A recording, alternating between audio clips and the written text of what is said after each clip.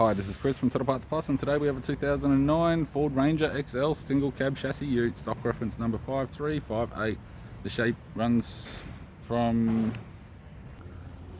the 4th month 2009 through to the 6th month 2011. It has a WEAT 3-litre 4-cylinder turbo diesel engine backed by a 5-speed manual 4-wheel drive transmission.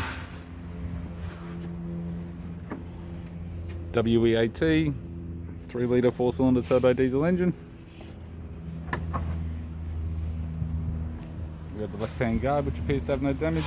Left power door mirror. Left front door has 3 dents. Left rear 15-inch steel rim with a good tyre. It has an aftermarket steel tray supplied with all bolts and brackets. Factory fitted towbar supplied with all bolts, brackets and loom.